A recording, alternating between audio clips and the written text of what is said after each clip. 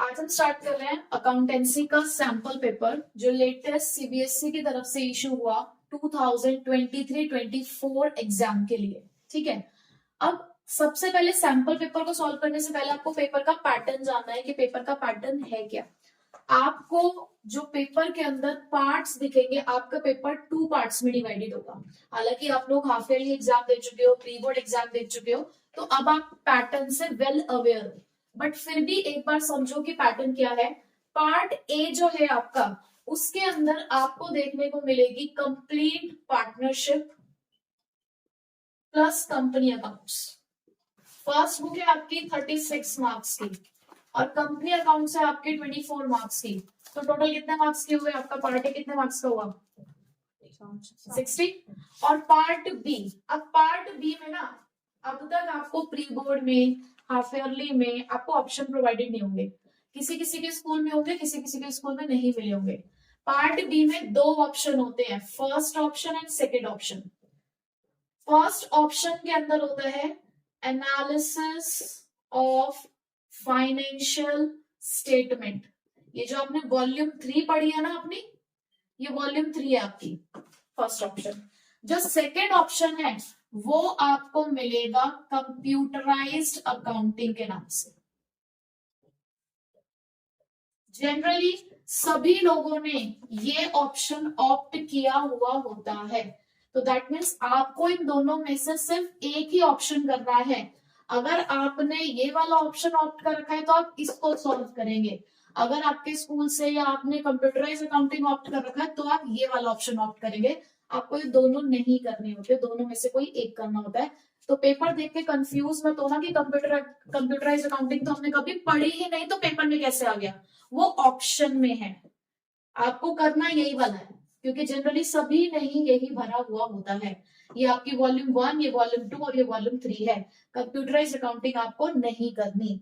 अगर किसी ने ऑप्ट की हुई है सिर्फ तो ही वो करेगा, यानी कि दोनों में से सिर्फ एक ही करना है। ठीक है, तो वहां जाके परेशान नहीं होना कि ये क्या आ गया है। उसके बाद पेपर का पैटर्न, आपको 1 मार्क्स के 20 क्वेश्चंस मिलेंगे।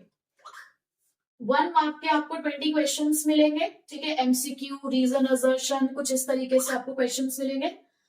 3 मार्क्स के आपको 6 क्वेश्चंस देखने को मिलेंगे, जो कि 18 मार्क्स के होंगे टोटल। 4 मार्क्स के 3 क्वेश्चन आपको देखने को मिलेंगे, जो कि 12 मार्क्स के हैं। और 6 मार्क्स के 5 क्वेश्चन आपको देखने को मिलेंगे, जो कि 30 मार्क्स के हैं। तो इस तरीके से आपका पेपर पैटर्न है।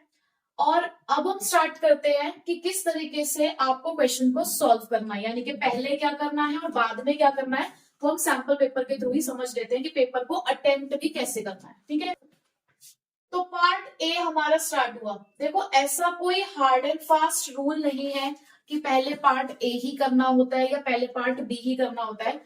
आपको जो भी पार्ट अच्छे से आता है आप पहले उसे अटेम्प्ट कर सकते हैं। अगर आपको लगता है कि भाई पार्ट बी मुझे ज्यादा अच्छे से आता है या मैं इसको फटाफट कवर कर लूंगा या कर लूंगी, तो पहले आप उसे कवर करो। ठीक है, तो ऐसा कुछ नहीं है कि हमें सीरियल वाइज पार्ट ए पहले उठाना है, पार्ट बी नहीं कर सकते, आप कर सकते हो पार्ट बी भी। ठीक है, तो फिलहाल मैं यहाँ पर पार्ट ए से स्टार्ट कर रही हूँ।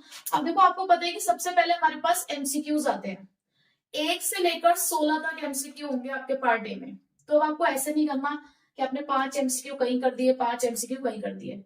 आपके पास शीट में 32 पेजेस आ रहे हैं। ठीक है, बहुत पेजेस है, कंजूसी नहीं दिखानी है कि बिल्कुल एक के नीचे एक के नीचे एक के नीचे एक आपने कर दिया। ठीक है, एक थोड़ा सा मार्जिन छोड़ के लिखा करो। और जैसे कि आपको फर्स्ट आंसर लिखना है तो आंसर नंबर 1, ठीक, 2 लाइन छोड़ो, एटलीस्ट 1 लाइन तो छोड़ो, उसके बाद आपने आंसर नंबर 2। ठीक है, आपको जो वर्किंग दिखानी है, देखो सारे एमसीक्यूज एटलीस्ट 10 एमसीक्यूज आप एक पेज पे दिखा दो। ठीक है, यहाँ पर 10 तक काउंटिंग डाल दी। अब क्योंकि अकाउंटेंसी का पेपर है तो कहीं ना कहीं कैलकुलेशन भी करनी है। कैलकुलेशन के लिए आप यहाँ पे रफ लाइन बनाओ, यहाँ पे आपको रफ वर्क करना है। यहाँ आप आंसर नंबर 1, 2, 3 करके अपनी कैलकुलेशन शो करो, क्योंकि हमें ये आंसर्स चाहिए। 1 मार्क्स के क्वेश्चन में हमें सॉल्यूशन नहीं चाहिए। 1 नंबर के क्वेश्चन को 10 पेजेस तक पहुंचा रहे हो क्योंकि आप हर एक क्वेश्चन का सॉल्यूशन करके दिखा रहे हो, वो बेवकूफी है।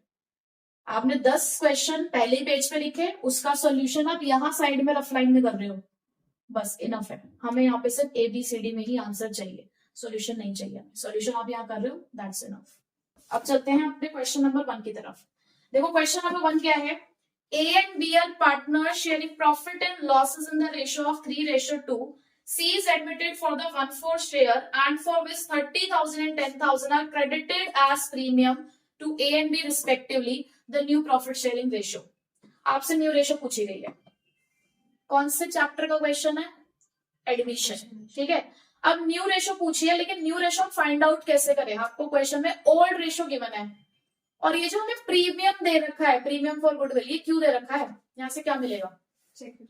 Sacrificing ratio. जो आपकी एडमिटेड पार्टनर गुडविल लेकर आता है वो कौन सी रेशो बांटी जाती है?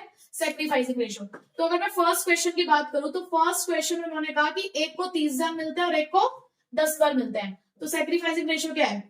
3:1। अब न्यू रेशो कैसे निकालोगे?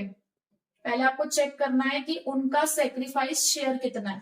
सैक्रिफाइस निकालो पहले। सैक्रिफाइस शेयर की मैं बात कर रही हूँ कि कितने से सैक्रिफाइस कर रहा है, कैसे निकालोगे आप इस चीज को? 1/4 शेयर है सी का, आप सी को एडमिट कर रहे हो 1/4 शेयर के लिए, तो इस 1/4 का 3/4 ए ने दिया, यानी कि ए ने कितना दिया होगा? 3/16। ऐसे ही बी का अगर आप सैक्रिफाइस शेयर निकालो तो भाई 1/4 का 1/4 पार्ट इसने दिया, यानी किसने कितना दिया है? 1/16। तो ए का शेयर कितना बचा फिर? ए का ऑलरेडी शेयर कितना है? 3/5। उसमें से उसने 3/16 दे दिया है, तो एलसीएम कितना आया? 80। तो यहाँ पर 48 - 15 कितना बचा? 33/80। लाइकवाइज बी का न्यू शेयर अगर आपने निकालना है तो 2/5 उसका ऑलरेडी शेयर है, 1/16 आप माइनस करोगे, 80 एलसीएम आया। 32 - 5 कितना आएगा? 27/80। ठीक है, अब देखो अगर आप वैसे देखो तो आपको ऑप्शन दिखना शुरू हो गया होगा पहले दो से ही। कोई ऑप्शन है ऐसा जिसमें 33:27 है? दिख रहा है? कौन सा ऑप्शन दिख रहा है? डी ऑप्शन है, तो आपने यहाँ पे लिख दिया है D. D is the correct answer.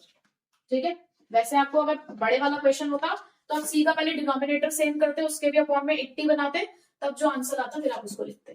ठीक है, चलिए फर्स्ट क्वेश्चन हो गया। सेकंड पे आते हैं, असर्शन रीजन। असर्शन रीजन करने का तरीका क्या होता है?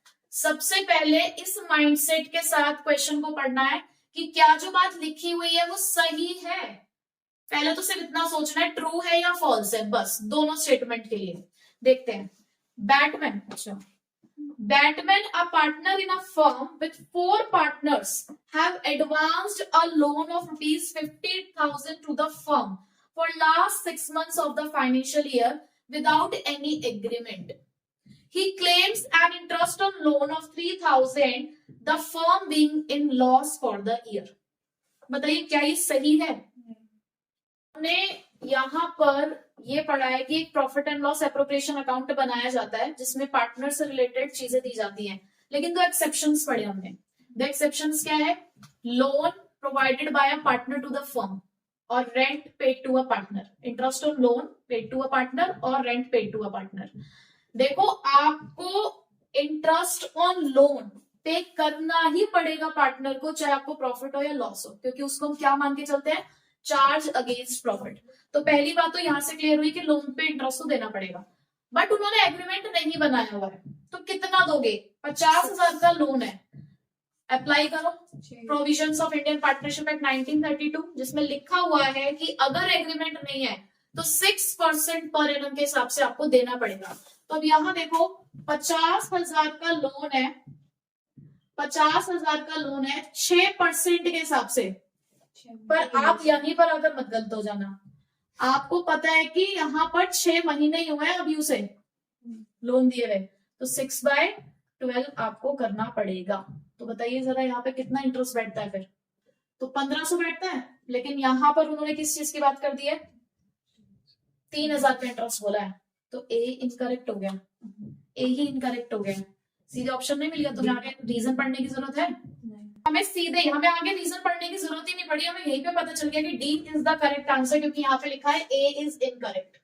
उन्होंने ए में आधी बात सही कही, लेकिन आधी बात उनकी गलत निकल गई। ठीक है, 10,000 shares of ₹10 each were forfeited for the non payment of final call money of 3 पर share.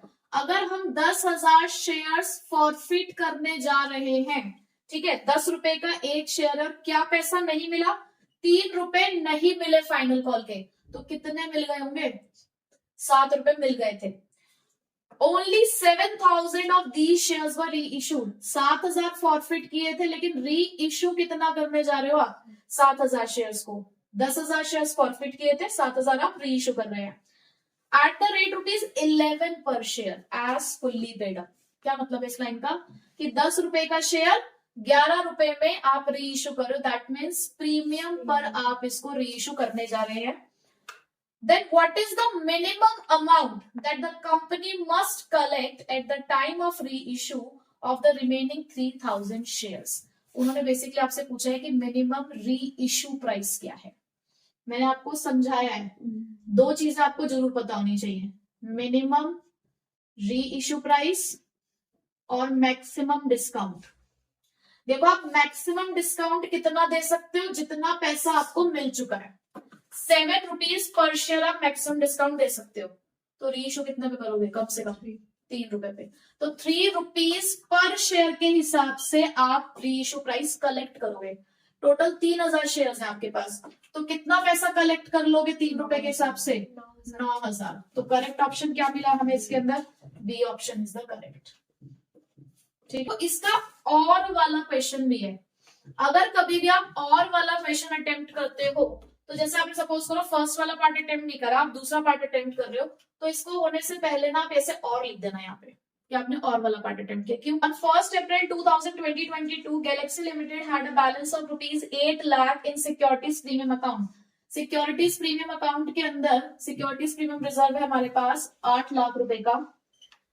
During the year, company issued 20,000 equity shares of ₹10 each as a bonus share. Company ने बोनस शेयर्स इशू करे हैं and use that balance to write off the loss on issue of debentures on account of issue of 2,09% debentures of 100 each at a discount of 10% and redeemable at 5%. The amount to be charged to the statement of profit and loss for the year for the loss of issue of debentures would be. Question समझ आ गया? तो वैसे अच्छा तो पहले वाला कर लेते हैं, है ना? देखो, क्वेश्चन कुछ नहीं है, क्वेश्चन इजी है। उन्होंने पहली बात तो आपको ये बताई कि सिक्योरिटीज प्रीमियम रिजर्व में ₹8 लाख। ठीक है, अब आपको पता है कि सिक्योरिटीज प्रीमियम रिजर्व का इस्तेमाल किस किस पर्पस के लिए होता है। आप उसे बोनस शेयर्स को इशू करने के लिए भी इस्तेमाल कर सकते हो, loss and issue of debentures के लिए भी इस्तेमाल कर सकते हो। अब उन्होंने पूछा है कि प्रॉफिट एंड लॉस में से कितना पैसा निकालोगे, तो हम प्रीमियम किस किस पर्पस के लिए इस्तेमाल कर रहे हैं? सबसे पहले बोनस शेयर के लिए इस्तेमाल करेंगे। 20,000 इक्विटी शेयर्स इशू करें ₹10 के हिसाब से, तो 2 लाख के तो इक्विटी शेयर्स ही हो गए। आप यहां से इक्विटी शेयर्स माइनस करोगे 2 लाख के, कितना आपके पास बचा? ये 6 लाख। आपके पास 6 लाख है। नुकसान आपको कितना हुआ है? 10% का डिस्काउंट, 5% का प्रीमियम, 15% का डिस्काउंट, यानी कि ₹15 का आपको यहाँ पे लॉस हुआ है। तो ₹15 का लॉस 2 लाख डिवेंचर्स पे, तो टोटल 30 लाख। 30 लाख में से 6 लाख आपके पास हैं, तो कितना statement of profit and loss में से निकालोगे? 24 लाख। तो 24 लाख हमारा कौन सा ऑप्शन है? सी। चलो नेक्स्ट चलते हैं। ABC, who were sharing the profit and losses in the ratio of 4:3:2, decided to share the future profits in 2:3:4. With effect from 1st April 2023, an extract of their balance sheet as at 31st March is, देखो उसके अंदर आपको WCR दे रखा है 65,000, workman compensation reserve. नीचे लिखा है eight the time of reconstitution a certain amount of claim on workman compensation determined for which B share of loss amounted to ₹5,000. उन्होंने कहा कि हमारे पास वर्कमैन कंपेंसेशन के लिए कोई क्लेम भी था। क्लेम हो जाने के बाद B का जो शेयर ऑफ लॉस आ रहा है वो आ रहा है 5,000। तो बताओ कंपेंसेशन कितने का रहा होगा? देखो, अगर B का लॉस 5,000 का है, पहले ये देखो B का शेयर है कितना फर्म के अंदर? Old share 3/9। तो अगर मैं 9/3 से ऐसे मल्टीप्लाई कर दूं, यानी कि B के शेयर के रेसिप्रोकल से, तो मुझे पता चल जाएगा ना कि टोटल लॉस कितना रहा होगा। तो टोटल लॉस कितना रहा है आपका? टोटल लॉस है हमारे पास 15,000। अब ये लॉस क्यों आया? क्योंकि रिजर्व कम पड़ गया था। हमारे पास रिजर्व 65,000 का था, लेकिन 15,000 का लॉस ये बताता है कि आपका कंपेंसेशन 80,000 का था, क्लेम जो था वो 80,000 का था, तो 80,000 के लिए हमने 65,000 हमने रिजर्व में से निकाल लिए। उसके बाद कमी पड़ी तो उसकी भरपाई कौन करते हैं, पार्टनर्स करते हैं। तो 15,000 की कमी पड़ी थी, इसलिए पार्टनर्स को भरना पड़ा। तो एक्चुअल में आपका क्लेम कितना रहा होगा, 80,000। कैसे पता चला हमें 80,000, भाई 65,000 तो रिजर्व में से निकला और 15,000 हमारे पार्टनर्स ने भरा अपनी कैपिटल में से, तो 80,000 का आपका क्लेम आया। तो कौन सा ऑप्शन है हमारा, ऑप्शन नंबर डी। ठीक है, नेक्स्ट क्वेश्चन है, ABCR in partnership. A used 2 lakh belonging to the firm without the information to the other partner and made a profit of 35,000 by using this amount. क्या हुआ कि तीनों partnership business में थे, ए ने फर्म का कुछ सामान 2 लाख रुपए, फर्म के जो 2 लाख रुपए हैं वो इस्तेमाल कर लिए बिना किसी अदर पार्टनर को बताए और उससे प्रॉफिट भी कमा लिया 35,000 रुपए का। Which decision should be taken by the firm to rectify this situation. अब फर्म क्या करेगी सिचुएशन के अंदर, A need to return only 2 lakh to the firm. A is required to return 35,000 to the firm. A is required to pay back 35,000 only equally to the B and C, और A need to return 2,35,000 to the firm. यहाँ पर जो 2 लाख रुपए हैं firm के वो भी वापस किए जाएंगे और जो 35,000 का प्रॉफिट है पूरा का पूरा वो 35,000 का प्रॉफिट भी वापस किया जाएगा। उसके बाद फर्म देखेगी कि उसको उस 2,35,000 का क्या करना है, फिर वो बाद में सभी पार्टनर्स में किस तरीके से डिस्ट्रीब्यूट होगा। ठीक है, तो पूरे 2,35,000 रुपए वापस किए जाएंगे। तो करेक्ट ऑप्शन है हमारे पास यहाँ पर डी। कोइंसिडेंस है कि दोनों का ऑप्शन सेम है। Next, fifth, interest on partner loan is credited to. Interest on partner loan हम कहाँ शो करते हैं, पार्टनर के फिक्स कैपिटल अकाउंट में, पार्टनर के करंट अकाउंट में, पार्टनर के लोन अकाउंट में या पार्टनर के ड्रॉइंग अकाउंट में। कितना सस्ता क्वेश्चन पूछा है। हाँ, कहाँ दिखाओगे interest on partner loan, simple partner के लोन अकाउंट में, क्योंकि लोन अकाउंट सेपरेट मेंटेन किया जाता है। लड्डू क्वेश्चन था ये तो। Limited purchase building from Siri Limited for rupees 8 lakh. The consideration was paid by issue of 6% debentures of 100 each at a discount of 20%. The 6% account is credited with. Again a laddu question. But वही बताएगा जिसके concept clear है। आपको 8 लाख रुपए देने हैं, ठीक है। अब आपका डिवेंचर 100 रुपए का है, 20% का आप डिस्काउंट दे रहे हो, तो 80 रुपए का डिवेंचर लिया आपने, तो कितने डिवेंचर्स इशू करोगे आपने, 10,000।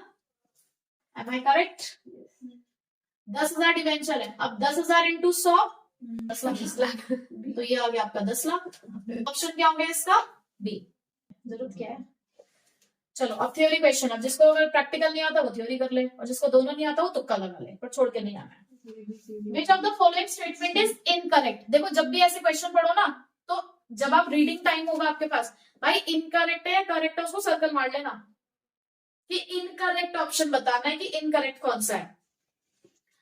Interest on debenture is an appropriation of profit.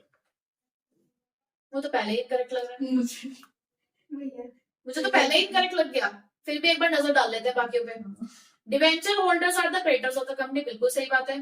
Debentures can be issued to vendors at discount, बिल्कुल सही बात है। Interest is not paid on debentures issued as collateral security, बिल्कुल सही बात है। इसका मतलब पहला ही इनकरेक्ट है, which is a.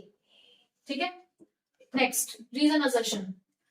Assertion reason, company is registered with an authorized capital of 5 lakh equity shares of 10 each, of which 2 lakh equity shares were issued and subscribed. Total 5 lakh shares हैं, जिसमें से हमने 2 लाख शेयर्स इशू करे हैं। All the money has been called up except 2 per share, which was declared as reserve capital. अब आपको क्या reserve capital पता है क्या होता है, नहीं पता, नहीं पता, शॉर्ट्स देखो जाके, डाला था कैपिटल रिजर्व और रिजर्व कैपिटल के बीच का डिफरेंस। रिजर्व कैपिटल हमारे कैपिटल का वो पार्ट है जो हमने साइड में रखा हुआ है for the winding up of the company. 10 रुपए में से उन्होंने 2 रुपए साइड में रख दी कि जब कंपनी बंद होगी ना सिर्फ तब उसका इस्तेमाल करेंगे हम। ठीक, so the share capital reflected in the balance sheet as subscribed and fully paid up will be 0। अच्छा, शेयर कैपिटल जो है बैलेंस शीट में जो दिख रही है subscribed and fully paid up, वहां पे 0 दिख रहा है, तो क्या ये बात सही है। ठीक है, तो बात तो वो सही कह रहे हैं, क्योंकि देखो subscribed and fully paid up का मतलब होता है कि सारा पैसा जब तक नहीं मिल जाता तो आप फुल्ली पेड अप उसे कह नहीं सकते। आपने 2 रुपए साइड में उठा के रख दिए तो वो वाइंडिंग अप तक भी वो फुल्ली पेड नहीं होगा। तो subscribed and fully paid up में अगर आपका 0 बैलेंस आ रहा है तो दिस इज करेक्ट, तो असर्शन तो सही है। रीजन देखते हैं उनका, reserve capital can be called up only at the time of winding up of the company, बिल्कुल सही बात है। तो yes, both are correct and R is the correct explanation of A, तो A is the correct answer. ठीक है, next GST partners and tax नहीं। Next question, GS and T were partners sharing profits in the ratio of 3:2:1. G retired and his dues towards the firm including the capital, accumulated profit and losses, revaluation gain amounted to rupees 5,80,000. यानी कि सारा पैसा हमने जी को देना है। ठीक, G was being paid 7 lakh is full settlement. इतने दयावान, 5,80,000 का बैलेंस बना, 7 लाख रुपए दे रहे हो, कितना पैसा एक्स्ट्रा दे रहे हो? 1,20,000। For giving that additional amount of 1,20,000, S was debited for 40,000. Then determine the goodwill of the firm. मतलब इतने लल्लू है कि हम इतना नहीं बता सकते? नहीं, हम तो नहीं है। 1,20,000 आप उसे एक्स्ट्रा दे रहे हो, दैट मीन्स क्या, ये हिडन गुडविल नहीं है। जब कोई पार्टनर छोड़कर जाएगा वो अपना कैपिटल सब लेकर जाता है और गुडविल भी लेकर जाता है। तो भाई 1,20,000 की सिर्फ जी की गुडविल है, तो पूरी फर्म की गुडविल क्या होगी? जी के शेयर्स के रेसिप्रोकल कर दो, जी के शेयर को। जी का शेयर कितना है देखो फर्म में, 3/6। तो किससे करोगे इसको? 6/3 से, तो 2,40,000, यानी कि ऑप्शन नंबर सी। तो ऑप्शन नंबर सी हमारा करेक्ट आंसर हो गया। अब देखो आप कहोगे कि 40,000 का तो हमने कुछ इस्तेमाल नहीं किया, जरूरत ही नहीं थी, हमें एक का शेयर चाहिए था, वो एक का शेयर हमें मिल गया था कि जी की जो शेयर ऑफ गुडविल है वो 1,20,000 है, हमने उसी के शेयर को रेसिप्रोकल किया, हमें पूरी फर्म की गुडविल मिल गई। ठीक है, और वाला ऑप्शन भी कर लेते हैं। Next, Anu Banu Chanu are partners. Chanu has been given a guarantee of minimum profit of 8,000 by the firm. Firm suffered a loss of rupees 5,000 during the year. Then capital account of Banu will be dash and dash. आपने guarantee किसको दी है? चन्नू को। कितने की guarantee दी है? 8,000 की। लेकिन guarantee देने के बाद आपको लॉस हो गया 5,000 का। गारंटी किसको दी गई है? चन्नू को। और आपसे पूछा किसके बारे में गया? बनू से। भाई एक बात बताओ, जिसने गारंटी दी है भरपाई तो वही करेगा ना उस चीज की। अब टोटल आपको कितने की भरपाई करनी पड़ेगी? 8,000 का गारंटेड प्रॉफिट प्लस 5,000 का हो गया है total loss of the firm. तो बेसिकली जो बचे हुए 2 पार्टनर हैं उन्हें 13,000 की भरपाई करनी है। तो इसमें से बनू का देख लो ना कि कितना शेयर बनता है। बनू का शेयर कितना है फर्म के अंदर? कुछ नहीं लिखा हुआ, तो क्या मानोगे? इक्वल, यानी कि 1/2। 1/2 का मतलब क्या है? 6,500। 6,500 रुपए डेबिटेड है 6,500 से, तो आपका ऑप्शन नंबर क्या है? बी। ठीक है, are partner sharing profits in the ratio of 3:2 with a capital of rupees 2,50,000 and 1,50,000 respectively. Interest on capital is agreed at 6% per annum. Anmol is to be allowed an annual salary of 12,500. During the year, the profits for the year prior to the calculation of interest on capital, but after charging Anmol's salary. ये बात थोड़ी ध्यान देने वाली है।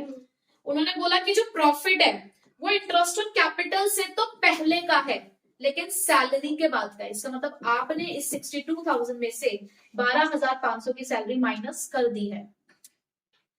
A provision of 5% of the profit is to be made in respect of manager commission. उसके अलावा आपको 5% का कमीशन मैनेजर को भी देना। अब आपको यहाँ पर एक profit and loss appropriation account दिख रहा है, सब एंट्रीज उन्होंने फिल करी थी, हमारे लिए अमाउंट छोड़ा हुआ है। ठीक है, देखते हैं जरा वो क्या क्या पूछना चाह रहे हैं हमसे। क्वेश्चन नंबर 9 और 10 इसी के ऊपर बेस्ड है। The amount to be reflected in blank 1, profit पूछा है। अब उस प्रॉफिट के लिए भाई सब कुछ निकालना पड़ेगा।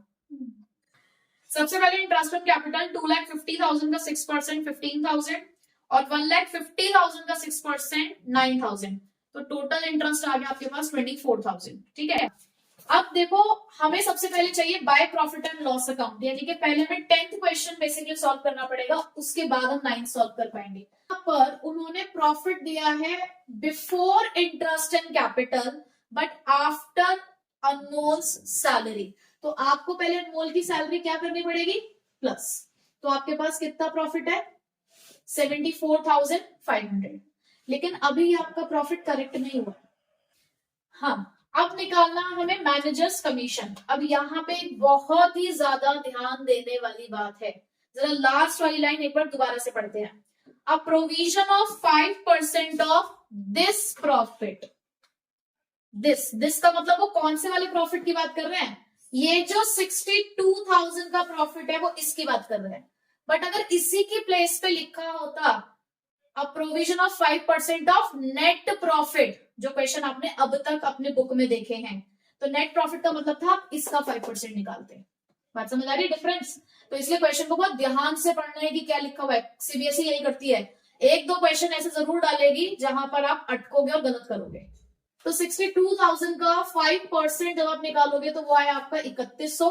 तो आपको इसमें से 3100 माइनस करना है, 71,400। ये 10th का आंसर आ चुका है। और 10th का ऑप्शन देखो ये कहां पर है, this is option number C. तो ये देखो 10th तो क्वेश्चन सॉल्व हो गया। अब उसके बाद 9th क्वेश्चन के लिए आपको इसमें से सारे खर्चे माइनस करने हैं। अब कौन कौन से खर्चे हैं आपके पास, देखो 24,000 का तो आप इंटरेस्ट कैलकुलेट कर चुके हो, 12,500 की सैलरी है। तो भैया देखो माइनस करके कितना प्रॉफिट बच रहा है हमारे पास, 34,900 का डिविजिबल प्रॉफिट है। हमें सिर्फ रिचा का शेयर निकालना है, और रिचा का जो शेयर है वो है 3/5, क्योंकि 3:2 है आपके पास। हमारे पास आ रहा है 20,940, which is option number D. First 10 MCQs हमने सॉल्व कर लिए। अब आपने क्या एनालाइज किया कि देखो फर्स्ट 10 एमसीक्यूज में 1 2 3 4 चॉइसेस मिल चुके हैं अब तक आपको। Question number 11, in the absence of an agreement partners are entitled to. अब आपके पास 5 चीजें हैं। Profit sharing capital ratio, partnership deed जब नहीं होती तो कुछ प्रोविजन अप्लाई होते हैं। पहले प्रोविजन रिवाइज कर लेते हैं। प्रॉफिट कैसे बढ़ता है, equally. Interest on capital allowed नहीं होती, सैलरी कमीशन अलाउड नहीं होती, इंटरेस्ट ऑन ड्राइंग चार्ज नहीं करते, interest on partner loan 6% per annum के हिसाब से दिया जाता है, और किसी पार्टनर का एडमिशन म्यूचुअल कंसेंट से। तो भैया पहला पॉइंट मुझे तो गलत लग रहा है, कैपिटल रेशियो में कह रहे हैं, तो इसका फर्स्ट पॉइंट हटाओ। Commission for making additional sale मिलेगी क्या, कमीशन अलाउड ही नहीं होती है, हटा दो। Interest on loan and advances by them to the firm बिल्कुल मिलेगा। Salary for working extra hours नहीं मिलेगा। इंटरेस्ट ऑन कैपिटल नहीं मिलेगा। तो करेक्ट ऑप्शन इज सी। ठीक है, करेक्ट ऑप्शन में मिल गया C. Next, Rancho Limited took over assets worth ₹20 lakh from PK Limited by paying 30% through bank draft and balance by issue of shares of 100 each at a premium of 10%. The entry passed by the Rancho Limited for settlement will be, देखो total 20 lakh रुपए देने हैं।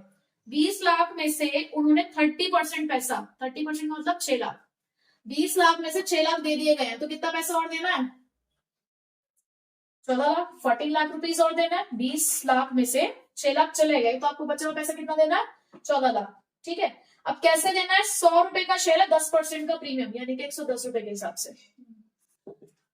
ये आ रहे हैं आपके 12,727 shares, हालांकि ये पॉइंट में आ रहा था 12,727.27 इस तरीके से आ रहा था, तो मैंने यहाँ पे इसको यहीं पे स्टॉप कर दिया है। ठीक है, इतने ही शेयर्स।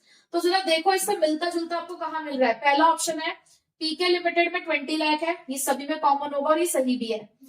उसके बाद 2 बैंक में देखो सब में आपको 6 लाख देखने को मिल रहा है, जिसमें 6 लाख नहीं देखने को मिल रहा उस ऑप्शन को ही आप एलिमिनेट कर दो, यानी कि ऑप्शन नंबर बी और डी तो है ही नहीं कहीं से कहीं तक भी आंसर। अब रह गया आपके लिए ऑप्शन नंबर ए और सी। अब ए और सी में अगर आप देखो तो ये शेयर्स को अगर मैं 100 से मल्टीप्लाई करूंगी तो कितने पैसे निकल कर आएंगे, 12,72,700 कहीं दिख रहे हैं शेयर कैपिटल में ये आपको। अब देखो कि यहाँ पर 12,72,700 और 6 लाख रुपए आप ऑलरेडी दे चुके हो। ठीक है, ये कितना हो गया 18,72,700। आप प्रीमियम भी तो पे कर रहे हो, कितने का प्रीमियम पे कर रहे हो, 10 रुपए का प्रीमियम भी पे करते हो। 20 लाख रुपए पूरे देने हैं, लेकिन कितने पैसे दिए आपने? 30 रुपए। 30 रुपए कम है ना, तो 30 रुपए और पे करने पड़ेंगे टू बैंक। देखो जरा 30 रुपए कहाँ दे रखे, कौन से ऑप्शन में 30 रुपए है? ऊपर आ जाएगा। सिर्फ ए में, तो इसका मतलब A is the correct answer. Company forfeited 3,000 shares of 10 each on which 5 per share has been paid. 10 रुपए का शेयर है जिसमें 5 रुपए इंक्लूडिंग प्रीमियम पे किए जा चुके हैं। तो भाई इसका मतलब मैं तो ये कहूंगी कि 10 में से 4 रुपए मिल गए हैं, प्रीमियम अलग से था वो भी मिल गया है। ठीक है, आगे देखते हैं। Out of these few shares were reissued at a discount of 1 पर शेयर। अब इन्हीं में से कुछ शेयर्स हमने रीइश्यू करे 1 रुपए के हिसाब से, 1 रुपए के डिस्काउंट पर, ठीक है। And 6,000 were transfer to the capital reserve. Last पे पहुंचा दिया उन्होंने आपको। How many shares were reissued, कितने शेयर्स रीइश्यू किए गए होंगे, ठीक है। उन्होंने कहा आपने 3,000 शेयर्स फॉरफिट करें, बट री इशू कितने करें ये नहीं बताया। सिर्फ इतना बताया कि आपने जितने भी री इशू करे ना वो 1 रुपए के डिस्काउंट पे करें। 1 रुपए का आपको नुकसान हुआ है, आपको कितना डिस्काउंट अलाउड कर रहे हैं? मैक्सिमम डिस्काउंट 4 में से आपने 1 रुपए का डिस्काउंट ले लिया है। कितना अमाउंट कैपिटल रिजर्व में उन्होंने बता दिया था कि आप ट्रांसफर कर चुके हो? 6,000, ठीक है। कितना अमाउंट ट्रांसफर कर चुके हो? 6,000। कितना पैसा मिल चुका था? 4। इसे आप क्या बोलते हो? मैक्सिमम डिस्काउंट बोलते हो ना। इस मैक्सिमम डिस्काउंट में से कितना आपने यूज कर लिया था? 1। तो और कितना आपके पास बचा हुआ है? 3। उसे 3 से डिवाइड करना है, ठीक है। तो ऐसे आप डायरेक्टली 2,000 शेयर्स भी निकाल सकते हो और ऐसे ही निकालना वहां पे। Partners in a firm with capital of 18,000 and 20,000. Z brings 10,000 for his share of goodwill and he is required to bring proportionate capital for 1/3 share in profit. The capital contribution of Z. Basically आपको क्या निकालना है? Z की capital निकालनी है, ठीक है। कैसे निकालोगे कैपिटल उसकी? अगर आपको किसी तरीके से total capital of the firm मिल जाए तो ये काम हो सकता है। Total capital of the firm उन्होंने क्या बोला है कि वो प्रोपोर्शनेट कैपिटल लेकर आएगा 1/3 शेयर के लिए। तो कैसे निकालोगे? Z की प्रोपोर्शनेट कैपिटल निकालने के लिए पहले हम यहाँ पर X और Y की कंबाइंड कैपिटल निकालेंगे। कैसे निकालोगे? देखो आपको एक की कैपिटल दे रखी है कितनी? 18,000। दूसरे की कैपिटल दे रखी है 20,000। जो Z गुडविल लेकर आएगा वो भी इन्हीं की कैपिटल का पार्ट है, तो टोटल इनकी कंबाइंड कैपिटल कितनी आई? 48,000। अगर आप Z को 1/3 शेयर के लिए एडमिट कर रहे हो तो ये दोनों कितने शेयर के लिए फर्म के अंदर? 1 में से 1/3 माइनस करो, 2/3। तो इसका मतलब ये 48,000 2/3 शेयर के लिए है। तो इससे मिलेगी आपको टोटल कैपिटल ऑफ फर्म। कैसे? 48,000 इंटू 3/2, जो कि कितना है आपका? 72,000। अब आपको निकालना है Z की कैपिटल, तो 72,000 इंटू 1/3, जो कि कितना आ गया? 24,000, which is option number A. A and B are partner. B draws a fixed amount at the end of every quarter. Quarter वाला केस है, पीने वाला नहीं है।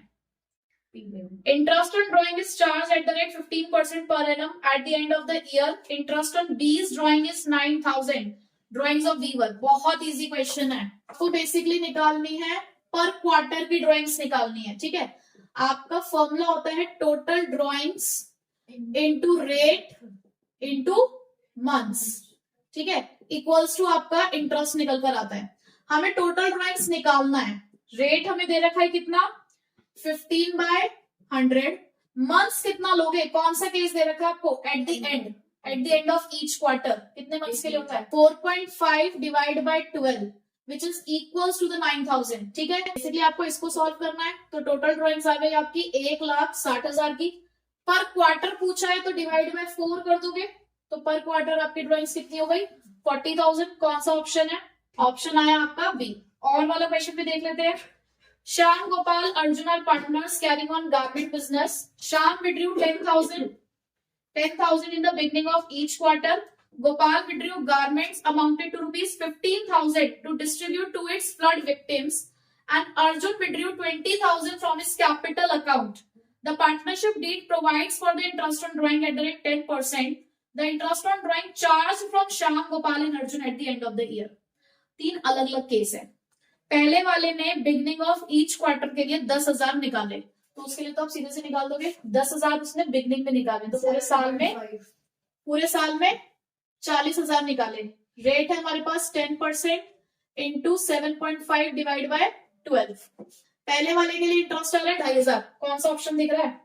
2,500 सी। देखो ऑप्शन मिल भी गया है, तो आप आगे का कैलकुलेट नहीं भी करोगे तो भी चलेगा, बट फिर भी अगर डाउट है तो देख लो। गोपाल ने 15,000 निकाले हैं, कोई टाइम पीरियड दे रखा है क्या? जब कोई टाइम पीरियड नहीं दे रखा होता तो कितने मंथ्स के लिए निकालते हैं? कितने मंथ्स के लिए निकालते हैं? 6 महीने के लिए। ठीक है, तो यहाँ आ जाएगा आपका 1500। 1500 का 6 महीने निकालोगे 750। सेम ऑप्शन मिल रहा है आपको। अर्जुन के लिए उसने कैपिटल अकाउंट में से पैसा निकाला, उसने कोई ड्राइंग्स नहीं करी है। ड्राइंग्स अगेंस्ट प्रॉफिट नहीं है, ड्राइंग्स अगेंस्ट कैपिटल है, उस पर इंटरेस्ट ऑन ड्राइंग नहीं लगता। ठीक है, तो आपका ऑप्शन नंबर सी। MCQ हमारा, on the day of the dissolution of the firm Roop brothers had partners capital account amounted to ₹1,50,000। Capital दे रखी है 1,50,000 की, एक्सटर्नल लाइबिलिटीज दे रखी है 35,000 की, और कैश बैलेंस है 8,000 का, प्रॉफिट एंड लॉस अकाउंट है हमारे पास 7,000 का। If the realisation expenses and loss of realisation, ठीक है, हमें दो चीजें भी दे रखी हैं। The amount realise by the sale of assets, हमें बताना है कि कितना अमाउंट सेल ऑफ एसेट से रियलाइज हुआ। देखो हमें रियलाइजेशन अकाउंट का फॉर्मेट पता है। यहाँ पर आप एसेट्स ट्रांसफर करते हैं, एसेट्स फिलहाल हमारे पास यहाँ है नहीं। यहाँ आप लाइबिलिटीज ट्रांसफर करते हो जो कि आपके पास है 35,000 की। क्वेश्चन में आपके पास यहाँ पे रियलाइजेशन एक्सपेंसेस दे रखे हैं कि आपने 5,000 के पे किए होंगे, और लॉस ऑन रियलाइजेशन भी आपको दे रखा है विच इज 25,000। ठीक है, आपको पता है कि जो एसेट्स है वो इधर रियलाइज होते हैं, तो उन्होंने यहाँ पे आपसे पूछा है कि ये अमाउंट कितना है, और ये जो लाइबिलिटीज है वो यहाँ रियलाइज हो जाएंगी 35,000 की। बट मैं इसको निकाल तो दूं, अगर किसी तरीके से मेरे पास यहाँ का अमाउंट आ जाए तो देखो भाई ऊपर हमारे पास बैलेंस शीट है, इधर का टोटल है 1,85,000, तो इधर का भी 1,85,000 आना चाहिए। अब यहाँ पर ये जो 1,70,000 का डिफरेंस आ रहा है वो क्या है? बेसिकली वो एसेट्स से गए होंगे, तो यहाँ हमने वो एसेट्स ट्रांसफर कर दिए। अब इधर का टोटल है हमारे पास 2,10,000, जबकि इधर का टोटल है हमारे पास 60,000। इधर 2,10,000 है, इधर 60,000 है, तो डिफरेंस कितना आ रहा है आपके पास? 1,50,000 का। तो दैट मीन्स जो हमारे एसेट्स रियलाइज हुए हैं वो कितने के रियलाइज हुए होंगे? 1,50,000 के। तो सिंपल कैलकुलेशन से हमें पता चल गया है, तो D is the correct option. तो देखो हमने यहाँ पर पार्ट ए के सारे एमसीक्यूज सॉल्व कर लिए हैं, और इन 16 एमसीक्यूज में हमें टोटल 5 चॉइस मिली है। ठीक है, तो बहुत अच्छे चॉइसेस सीबीएसई में प्रोवाइड कर रही है। तो हमने देखो यहाँ पर पार्ट ए के ही सिर्फ एमसीक्यू करे हैं अभी हमने। बच्चा क्या गलती करता है, पार्ट बी के एमसीक्यूज है उसे आप वहां एक साथ करना। अभी हमने पार्ट ए के एक साथ 16 एमसीक्यू सॉल्व कर लिया, पहले हमने पार्ट ए सॉल्व करना है पूरा, फिर हम पार्ट बी पर जाएंगे। ठीक है, तो आज हमने फिलहाल एमसीक्यूज कर लिए हैं, इसके आगे के जो कॉन्सेप्ट है